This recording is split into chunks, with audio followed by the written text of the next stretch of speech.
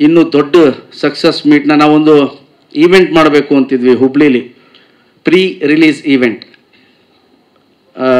15th Independence Day ಇದ್ದಿದ್ದರಿಂದ ಆಗಲಿಲ್ಲ ಆ ಈವೆಂಟ್ ಮಾಡಲಿಕ್ಕೆ ನಾವು.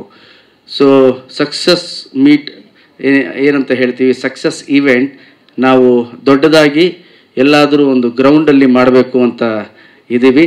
ಸೊ ಆ ದಿನ ಮೋಸ್ಟ್ಲಿ ನಂಬರ್ಸ್ ಎಲ್ಲ ಹೇಳ್ತಾರೆ. ಹಾಂ, ಕರೆಕ್ಟಾಗಿ ಹೇಳೋಣ ನಂಬರ್ಸು.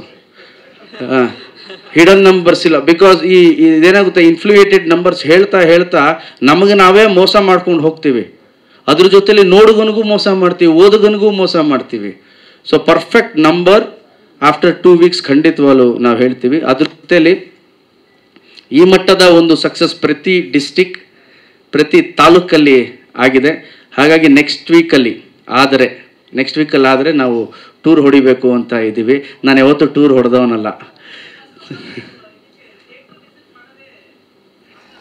ಎಸ್ ಮೇಡಮ್, ನಾನು ಥಿಯೇಟ್ರ್ ವಿಸಿಟ್ ಕೂಡ ಹೆಚ್ಚು ಮಾಡಲ್ಲ. ನಾನು 10 ವರ್ಷ ಆಗಿತ್ತು ಥಿಯೇಟ್ರ್ ವಿಸಿಟ್ ಮಾಡಿ.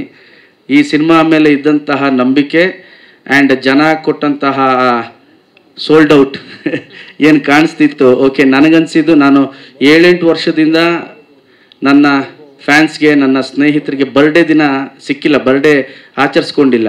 ಸೊ ನನಗನ್ಸಿದ್ದು ನಮ್ಮ ಸಿನಿಮಾಗೆ ಬಂದಿದ್ದಾರೆ, ಇವ್ರನ್ನೆಲ್ಲ ಒಂದ್ಸಲಿ ಮೀಟ್ ಮಾಡಬೇಕು, ಒಂದ್ಸಲಿ ಅವ್ರ ಜೊತೆ ಖುಷಿನ ಹಂಚ್ಕೋಬೇಕು ಅಂತ ನಾನು ನರ್ತಕಿ ಥಿಯೇಟ್ರಿಗೆ ಬಂದೆ. ಭಾಳ ಖುಷಿ ಆಯಿತು. ಆ ಖುಷಿಯಲ್ಲಿ ನಾನು ರಂಗಾಯಣ ರಘು ಅವ್ರ ಥರ ಡ್ಯಾನ್ಸು ಮಾಡಿಬಿಟ್ಟೆ ಅವತ್ತು. ಸೊ ಆ ಖುಷಿಗೆ, ಸೊ ಹಾಗಾಗಿ ಈ ಸಲ ನೆಕ್ಸ್ಟ್ ವೀಕಿಂದ ಆದರೆ ಆಲ್ ಓವರ್ ಕರ್ನಾಟಕ ಒಂದು ಟ್ರಿಪ್ ಮಾಡಬೇಕು ಅಂತಿದ್ದೀವಿ. ಟ್ರಿಪ್ಪಿಂದ ಬಂದಿದ್ದ ಕೂಡಲೇ ಒಂದು ದೊಡ್ಡ ಕಾರ್ಯಕ್ರಮ ಮಾಡಬೇಕು ಅಂತಿದ್ದೀವಿ. ಆ್ಯಂಡ್ ನಿಮ್ಮ ಬೆಂಬಲ, ನಿಮ್ಮ ಪ್ರೀತಿ ಸದಾ ನಮ್ಮ ತಂಡದ ಮೇಲೆ, ನಮ್ಮ ಸಿನಿಮಾದ ಮೇಲೆ ಇರಲಿ, ಎಲ್ಲ ಸಿನಿಮಾದ ಮೇಲೂ ಕೂಡ ಇರಲಿ. Thank you very much.